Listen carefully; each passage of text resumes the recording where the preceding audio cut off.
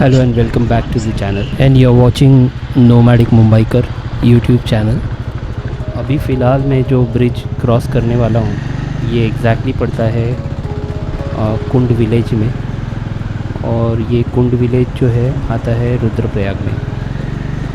यहाँ से इस पॉइंट से एग्जैक्टली आप जैसे ही राइट लोगे तो आप रुद्रप्रयाग होके ऋषिकेश से नीचे दिल्ली की तरफ जा सकते हो।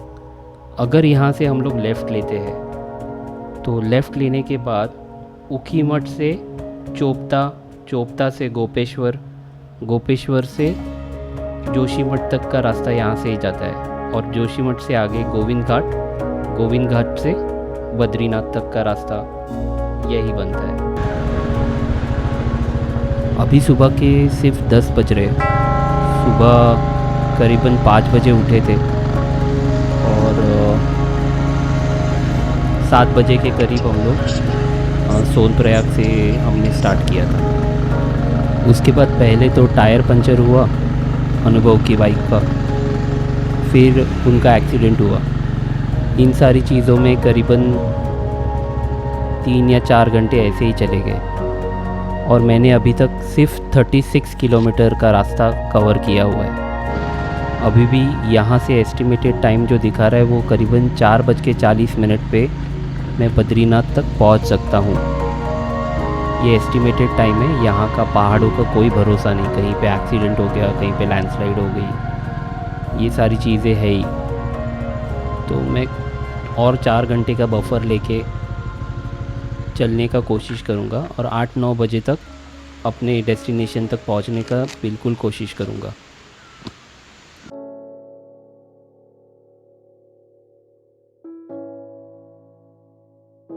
अनुभव और रोहन का साथ बस यहीं तक था। अब आगे की राइड फिर से सोलो ट्रैवलिंग का एक अपना ही अलग मज़ा है। जैसे हर एक चीज़ के फ़ायदे और नुकसान दोनों होते हैं, वैसे ही सोलो ट्रैवलिंग कभी कभी फ़ायदे और कभी कभी नुकसान भी लेकर आता है। सोलो ट्रैवलिंग में आप अपने खुद के मर्ज़ी के मालिक होते हो। आप अपने हिसाब से डिसीजन ले सकते हो, जब चाहे जहाँ चाहे रुक सकते हो। अगर आपको ब्रेकफास्ट करना है नहीं करना है, ये डिसीजन आप खुद ले सकते हो। लेकिन जब आप किसी पार्टनर के साथ या फिर ग्रुप के साथ ट्रैवल करोगे तो आपको एक टाइम शेड्यूल के हिसाब से ही चलना पड़ता है। सोलो ट्रैवलिंग करते करते आप गूगल मैप के अलावा लोगों से बात करना सीख जाओगे, जिसके वजह से आपका एक कॉन्फिडेंस लेवल बढ़ते जाएगा। सोलो ट्रैवलिंग के नुकसान अगर मैं कहूँ तो सबसे बड़ा नुकसान यही होता है कि जब भी कोई भी इमरजेंसी सिचुएशन हो उस वक्त आपके साथ कोई नहीं होता, सारे प्रॉब्लम्स आपको अकेले ही हैंडल करने हैं। अभी बज रहे हैं 11, तो 11 o'clock हो रहे हैं। ऊखीमठ से अभी मैं निकल रहा हूँ तुंगनाथ की तरफ।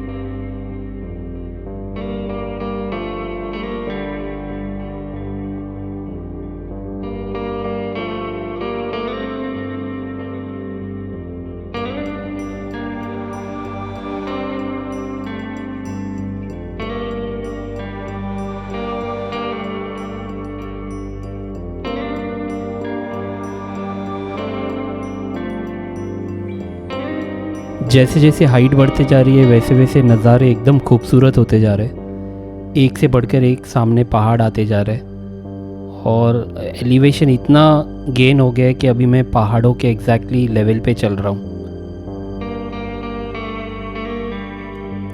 सुबह के ऑलमोस्ट 11 बज गए, फिर भी यहाँ पे टेम्परेचर करीबन 10 या 12 डिग्री पे ही है। अभी भी मैं धूप में चलने के बावजूद भी मुझे ठंडी लग रही है।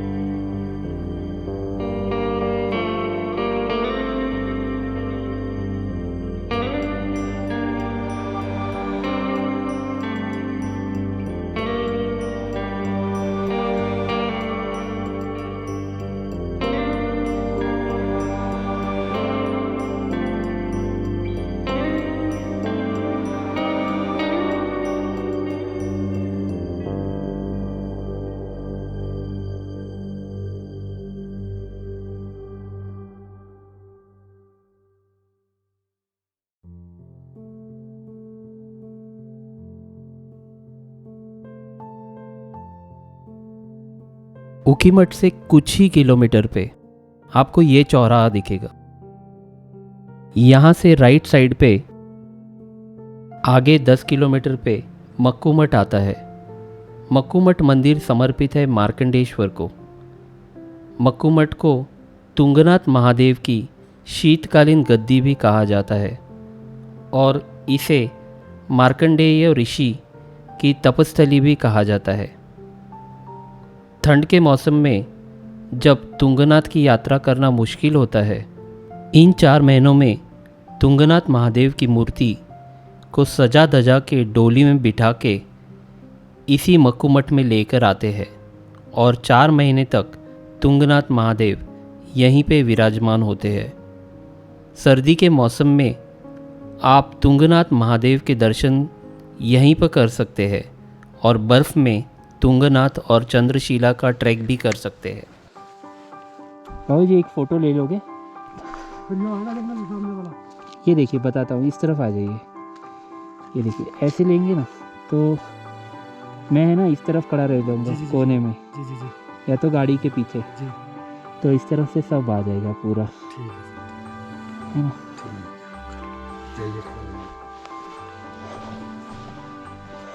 मेरे इस मुंबई से लेके केदारनाथ के सफ़र में जुड़ी हुई ये और एक कहानी।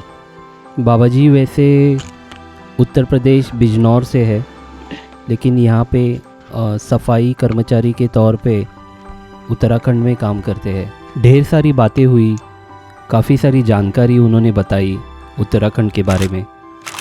इसके लिए इनका बहुत बहुत शुक्रिया।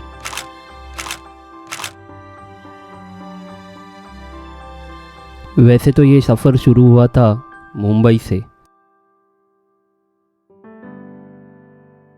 मुंबई से लेके इस देवभूमि तक पहुंचने तक बहुत सारे लोगों से मिला, काफ़ी सारी बातें हुई, हर एक कहानी अलग, उस कहानी के किरदार अलग अलग। कुछ कहानियाँ और उनकी बताई हुई बातें मैं सिर्फ अपने तक रखना चाहता हूँ। असल ज़िंदगी में भी अपने चारों ओर कई कहानियाँ चलती रहती है। हर कहानी आपसे जुड़े ऐसा ज़रूरी नहीं, लेकिन हाँ, मेरी कहानी से जुड़ने के लिए आप इस चैनल को सब्सक्राइब कर सकते हो या फिर मुझे इंस्टाग्राम पे फॉलो कर सकते हो।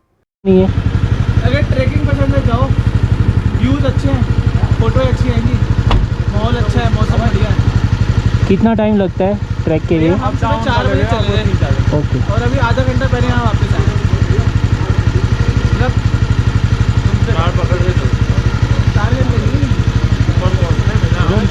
4+4 6 घंटे लगा लो आने जाने के।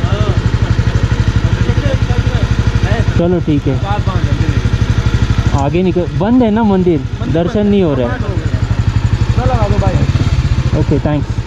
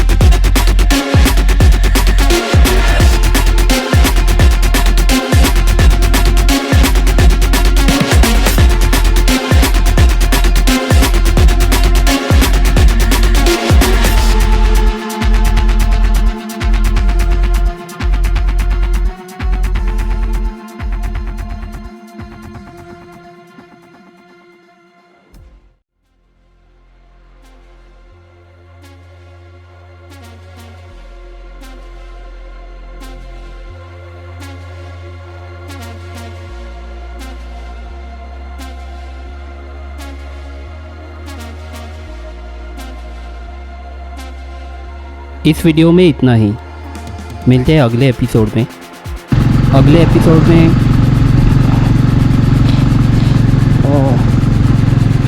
बहुत ठंड है।